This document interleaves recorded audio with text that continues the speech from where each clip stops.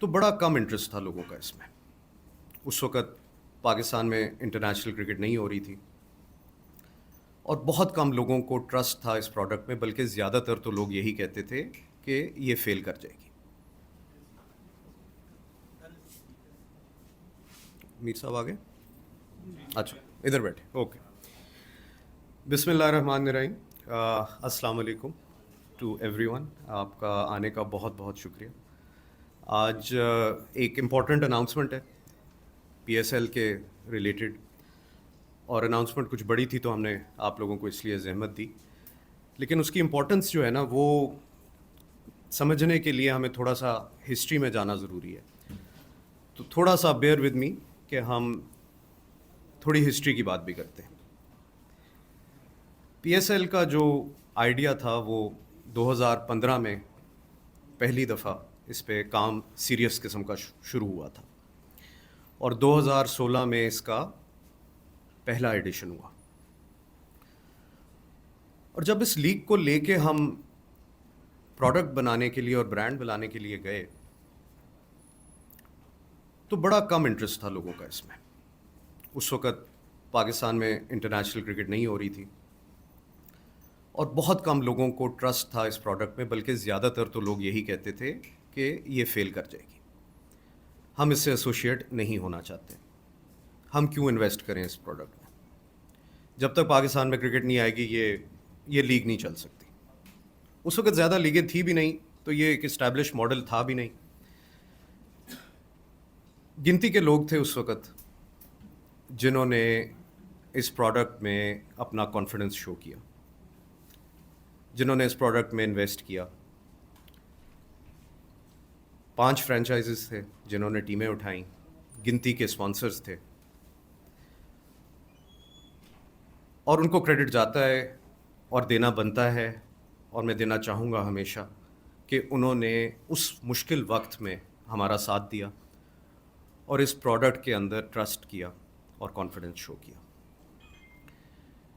ये लीग शुरू हुई यूएई में, सारे मैचेस वहाँ हुए, तो लोगों ने कहना शुरू किया अच्छा चलो शायद कुछ दम है इसमें, लेकिन अभी भी ये बड़ा प्रोडक्ट नहीं बन सकता। बड़े लोगों ने इसको बदनाम करने की कोशिश की, लेकिन ये लीग आगे चलती रही और नई ऊंचाइयां अचीव करती रही। आहिस्ता आहिस्ता पाकिस्तान में मैचेस वापस आए, एक छठी टीम आई, बहुत सी मुश्किलात आई, चैलेंजेस आए, कोविड आया, लीग के दौरान आया, लीग बंद होनी पड़ी, बहुत से स्पोर्टिंग इवेंट्स मुलतवी हो गए, कई सालों के लिए मुलतवी हो गए, बट ये लीग चलती रही, ये कंप्लीट हुई, बायोसिक्योर बबल में हुई, स्पेक्टेटर्स के बगैर हुई, सक्सीड करती गई। 10वां साल आ गया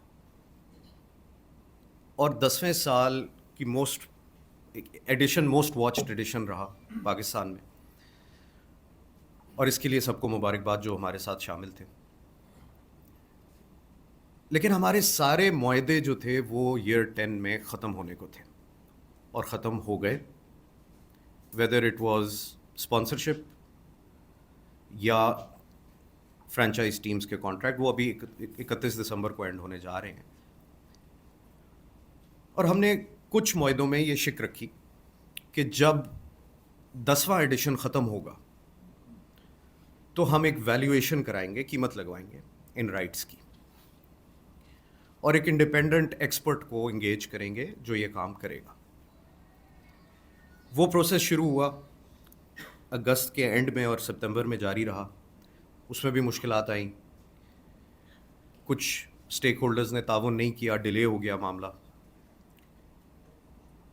तो हमने उनसे कहा कि चलें, जहाँ तक फ्रेंचाइजीज़ का मामला है हम थोड़ा और टाइम आप ले लें, कोशिश करें कि कंसल्टेशन से काम हो जाए, लेकिन इन द मीन टाइम आप हमें टाइटल स्पॉन्सर की तो दे दें, क्योंकि एचबीएल का मुआहदा भी ख़त्म हो गया हुआ था। 10 साल से हमारा साथ रहा था उनके साथ। तो वो नंबर हमारे पास आ गया हुआ था 10 दिन पहले, और पिछले 10 दिन से बहुत सी मीटिंग्स भी चलती रहीं, बहुत सी डिस्कशंस चलती रहीं, और कुछ देर पहले ही मुआहदा तय पाया है। तो हमने कहा ये खुशी की खबर आपसे शेयर करें कि अगले 2 साल के लिए PSL का टाइटल स्पॉन्सर कौन होगा।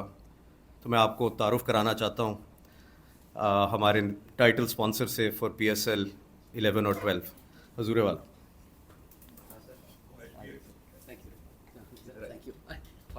नहीं, हम ये पहले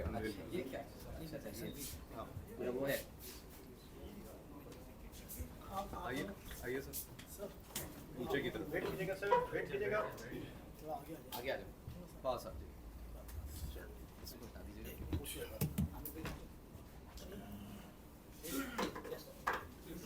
ओके।